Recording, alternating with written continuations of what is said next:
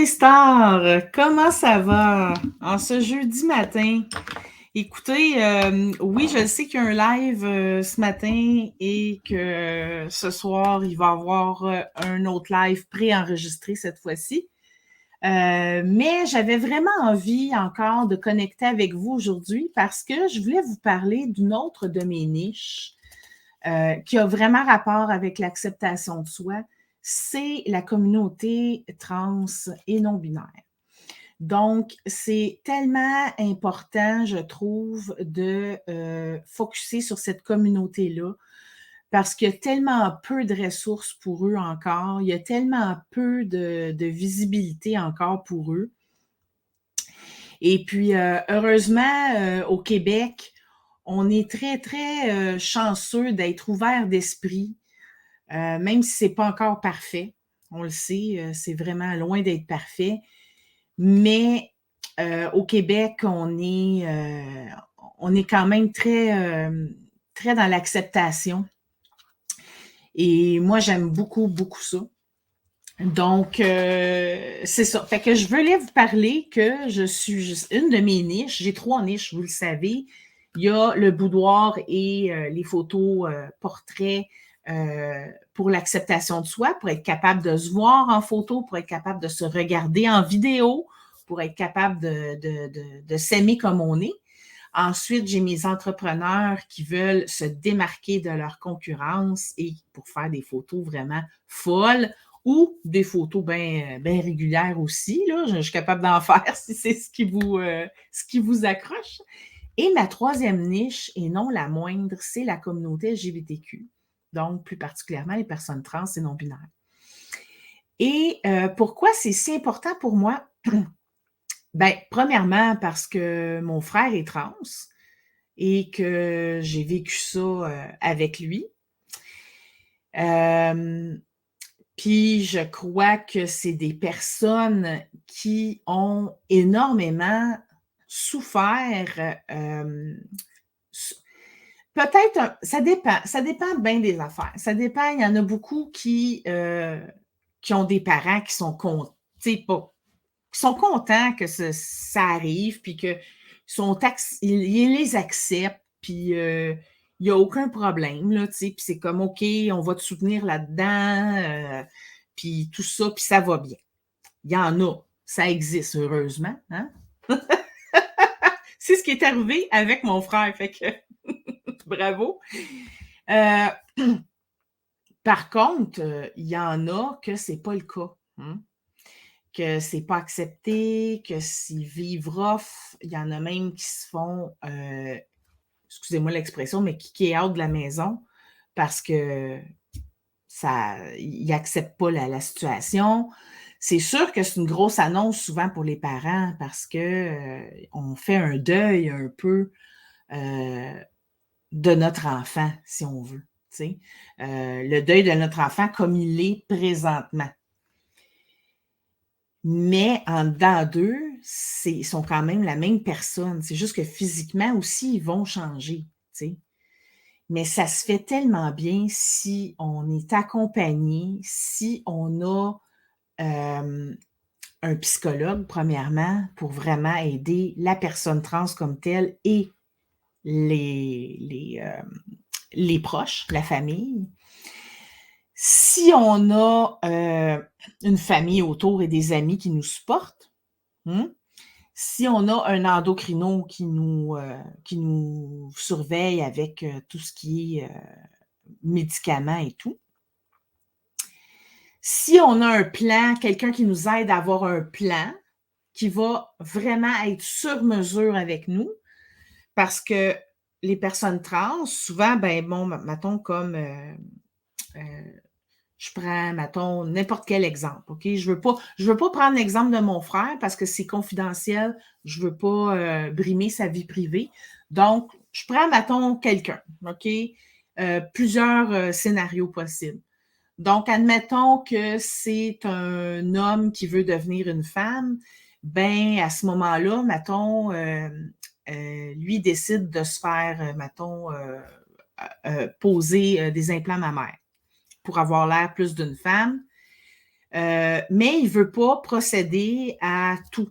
Donc, ça veut dire qu'il va prendre des hormones, mettons, mais il n'ira pas jusqu'à la vaginoplastie. Mais c'est correct. C'est une femme pareille. OK? Si, au contraire, un homme qui veut devenir une femme, ils vont souvent prendre des hormones justement pour arrêter d'avoir de la barbe. Une femme vers l'homme, il va avoir de la barbe, donc ils veulent des hormones pour justement que ça paraisse, qu'il y ait plus de poils, qu'il y ait moins de seins. Il y en a qui se font enlever les seins, il y en a qui vont jusqu'à... là, je suis mélangée. Là. Il y a la vaginoplastie pour quand l'homme veut devenir la femme, et il y a aussi la phalloplastie qui est quand une femme veut devenir un homme. OK? Donc, ça ne veut pas dire que tout le monde passe jusqu'au bout du processus. Puis souvent, la phallo et la vagino, c'est le dernier processus, souvent. OK? Donc, il y en a qui ne vont pas jusqu'au bout. Mais tout ça pour vous dire que c'est quand même, si c'est une femme trans, c'est quand même une femme. Et si c'est un homme trans, c'est quand même un homme. Puis là, je vais vous le dire tout de suite. Excusez, j'ai un petit morceau de peau qui est vraiment fatigant et qui fait mal. Je dois vous dire que, tu sais, on ne doit pas, je l'ai déjà dit avec la vidéo, là, vous irez voir là, ma vidéo avec Dominique Thibault. Dans les fêtes, tu sais, je veux dire, la femme... Ah oui, c'est ça que je voulais vous dire. Excusez, là, je suis vraiment... J'ai trop d'affaires à vous dire. C'est que un homme trans, quand on dit « je suis un homme trans », ça veut dire que c'était une femme et qui est devenu un homme. Si on dit « je suis une femme trans », c'était un homme et est devenu une femme. Donc, c'est juste pour vous dire, parce qu'il y en a beaucoup, je dis « ah oui, la femme trans » ou « ah oui, l'homme trans ». Puis « ah ouais, qu'est-ce que c'est quoi? C'est une fille, c'est un gars? » C'est bien fâcheux, puis j'aime pas ça que les gens posent des questions. Je trouve que c'est comme... En tout cas, c'est comme plate. Fait que c'est ça. Un homme trans, c'est un homme qui a déjà été une femme, mais qui est un homme. Fait que c'est un homme, puis une femme qui trans a déjà été un homme, mais c'est une femme. Donc, c'est ça. Fait qu'on a fait ce sujet clos pour cela. Et puis, c'est ça. Fait que, puis, ah oui, juste pour répéter ce que j'ai déjà dit dans la vidéo avec Dominique, c'est qu'on ne demande jamais comment s'appelait la personne avant. OK? Ça, on appelle ça le dead name. Si vous entendez parler de ça, c'est ça, le dead name. Et ça, c'est non. On ne pose pas la question. Si la personne vous le dit d'emblée, ben, ça me surprendrait, mais c'est correct.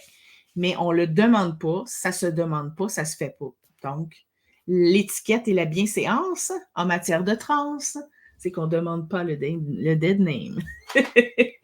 Donc, c'est ça.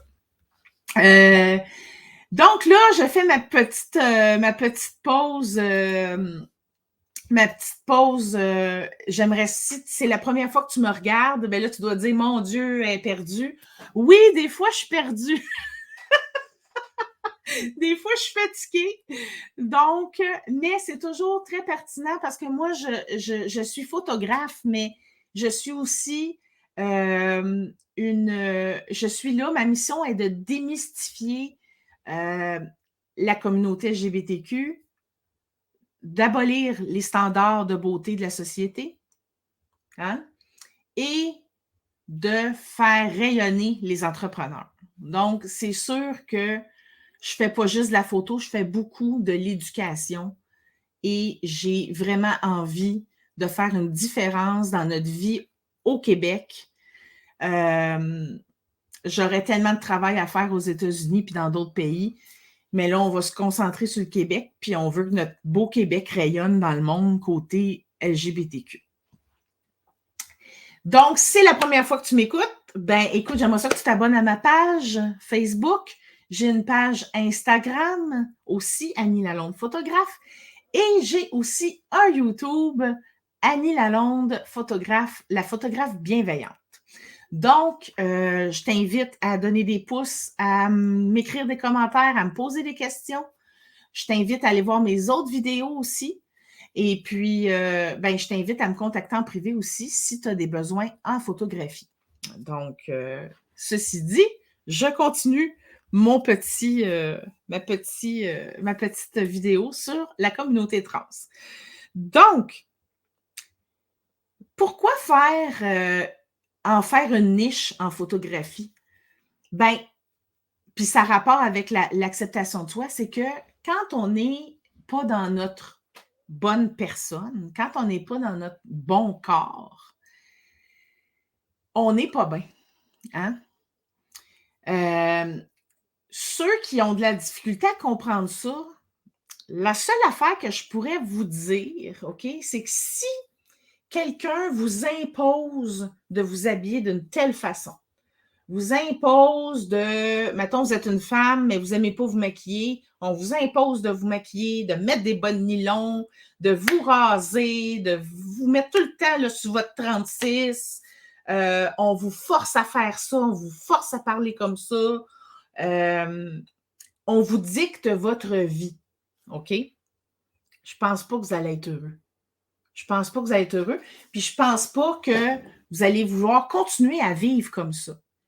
Donc, c'est comme ça que les personnes trans se sentent. Ils se sentent comme s'ils ne faisaient pas la bonne vie. Donc, sont complètement... c'est pas la bonne vie qu'ils mènent, tu sais. Donc, sont malheureux. Puis des fois, dépendamment, comme je vous ai dit au début, tu sais, si tu n'es pas bien entouré, qu'est-ce qui va arriver? C'est que tu vas être dans le néant. Et puis, tu vas avoir des idées suicidaires. Tu vas peut-être consommer de la drogue, de l'alcool. Il y a des grosses chances, tu sais. Fait que si jamais tu m'écoutes et tu es une personne trans et que tu n'as pas rien fait encore là, au niveau de ta transition, viens me parler, premièrement. Je peux t'accompagner là-dedans, puis on va en trouver des ressources ensemble. C'est important de commencer à vivre dans la bonne personne. Et puis moi, où j'entre en jeu aussi, je peux entrer en jeu au début du processus et t'accompagner là-dedans là, du mieux que je peux. Je vais surtout te référer à des spécialistes, OK? Parce que je ne suis pas la spécialiste de toute la transition trans. Je n'ai pas cette prétention-là. Mais par contre, je peux commencer justement à faire des photos avec toi. Mettons que tu es un homme puis tu aimerais être une femme. Moi, j'en fais des gens comme ça qui ont envie d'être une femme. Des fois, il y en a qui n'ont pas envie de toujours être une femme. Ils veulent être de temps en temps une femme, mais c'est correct. Tu sais, j'ai des maquilleuses, j'ai un beau studio, on va faire des photos ensemble en femme pour que tu t'habitues tranquillement à te voir en femme. Même chose pour la femme qui veut être un homme. Donc, je peux commencer dès le début. Mais qu'est-ce qui est vraiment magique, c'est quand toi, tu décides que ta transition est terminée, peu importe où ce que tu arrêtes, OK? De voir enfin des photos de toi dans ta vraie personne, ça n'a pas de prix. Je dis, ça n'a pas de prix, là. C'est pas parce que c'est mes photos coûtent cher, là, c'est pas ça. Mais ça n'a pas de prix parce que c'est, hey, on est soi-même. On est-tu bien quand on est soi-même? C'est une libération totale. Fait que là, je vais vous montrer, parce qu'évidemment, les personnes que je vais vous montrer, là, c'est des personnes qui ont accepté que je montre leurs photos. Et il y en a une aussi, une photo que la personne, on ne la voit pas tout au complet parce qu'elle ne veut pas se faire voir. Puis c'est correct. Puis il y en a qui n'acceptent pas non plus de faire publier leurs photos. Donc, ça, c'est très important. Moi, comme ancienne travailleuse sociale, je peux vous dire que le consentement, la confidentialité, c'est ce qui me distingue. Donc, je respecte ça. Fait que les photos que je vais vous montrer là, c'est vraiment autorisé. OK? Donc, là, ici, je vous présente la belle Chloé. OK? La belle Chloé qui est un homme, mais qui ne veut pas nécessairement devenir trans. OK? Dans le fond, c'est un homme qui veut de temps en temps être en femme parce qu'elle a un côté femme très fort, puis elle a envie d'être femme, de vivre en femme de temps en temps. Elle a ce besoin viscéral-là. Et moi, en faisant des photos, on a même été souper ensemble, tout ça, ça fait qu'elle peut vivre dans cette autre peau-là qu'elle a envie de porter. Donc, moi, j'aide énormément à justement à assumer ce côté-là qui peut être des fois, qui est tabou, hein, pour chez certaines personnes, et qui est aussi, qui n'est pas accepté par tout le monde. Donc, moi, là, chez moi, c'est un safe space pour être qui tu es. Et sans jugement et avec toute la bienveillance et l'amour que j'ai à te donner. OK? Donc, ça, c'était Chloé. Ensuite, on a la belle Ève, qui, elle, est une femme trans. Donc, magnifiques cheveux. Écoute, j'étais subjuguée par ses cheveux. Donc, on a fait une belle séance ensemble. C'était la première fois qu'elle faisait des photos en femme. Elle était vraiment émue, très contente, très reconnaissante. Donc, ça a été vraiment fabuleux. Ensuite, on a mon frère, sûrement que vous les avez déjà vus. Il y a même mon ancienne signature en bas, Alice in Photoland. Il faudrait que je l'enlève. Donc, c'est Ludovic, homme trans. Évidemment, il fait semblant présentement de se raser parce qu'il voulait trop, ça fait trop longtemps qu'il voulait sa barbe. Mais je trouvais que ça faisait beau. Ça faisait une photo avec la réalité d'un homme au quotidien qu'il faut qu'il se rase. Donc, fait que c'est ça. Fait que ça aussi, ça a été ses premières photos professionnelles en tant qu'homme. Et il les adore, là, ces photos-là. Ça aussi, c'est une autre photo. Parce que, tu sais, on n'est pas obligé de faire du boudoir, on n'est pas obligé de faire du sexy, là. On peut faire aussi des photos portraits régulières pour enfin se voir dans notre bon corps, là. Fait que ça, c'est pas un problème. Donc, c'est ça. Fait que je voulais pas vous envahir de photos, mais je voulais vous montrer quand même que c'est beau être soi-même. Tu sais, c'est beau être soi-même. C'est le fun être soi-même. C'est libérateur. Hey, écoute, on a juste une vie à vivre. On peut-tu la vivre de façon bienveillante avec nous? Colin. Tu sais? Fait que c'est ça. Fait que moi, je suis là pour vous refléter ça. Refléter. Fait que si tu connais, si tu n'es pas une personne trans présentement qui m'écoute, si tu en connais une personne trans, si tu connais quelqu'un aussi qui n'est pas nécessairement trans, mais qui fait comme Chloé des fois, qui a envie d'être une femme, ou une personne non-binaire qui ne s'identifie pas à un ou l'autre, puis qui a de la difficulté à se voir en photo, puis que cette personne-là, elle aimerait enfin s'accepter comme personne non-binaire, ben let's go! Hein? Fait que c'est ça. Fait que moi, je comprends vraiment cette réalité-là. C'est ce qui me distingue pour des autres photographes. C'est ça, c'est que je connais cette réalité-là. Tu sais, je ne l'ai pas vécue personnellement, là, on s'entend, là. Je suis une femme, contente d'être dans un corps de femme, là, il n'y a aucun problème. Mais c'est ça, j'ai beaucoup de personnes alentour de moi qui vivent ça. J'ai mon frère qui l'a vécu. Donc, je suis capable quand même et j'ai une ouverture d'esprit incroyable. Donc, ça, c'est quelque chose que... Tu sais, là, quand on se dit, « Hey, c'est quoi mes qualités que j'ai? » Tu sais, puis là, on se pose des questions. Ben moi, mon ouverture d'esprit, c'est vraiment ce que j'aime énormément de moi. Je suis fière de ça. Quand je vois d'autres pays qui sont fermés au bout, moi, ça me répugne. Puis non, je suis vraiment fière de ça. Fait que si ça vous tente de venir vous faire photographier dans un safe space où vous allez être entouré d'amour, entouré de bienveillance, de non-jugement, vous allez être vraiment photographié sous votre meilleur angle, dans votre vraie peau, eh bien, c'est ici que vous allez avoir ça. Donc, je vous laisse à votre journée et s'il vous plaît, partagez ma vidéo, partagez ça pour que le plus de personnes trans voient cette vidéo-là, de personnes non-binaires et de toutes les sortes de personnes non-binaires aussi, tous les types de personnes, c'est-à-dire, pas une sorte, là, de types de personnes non-binaires.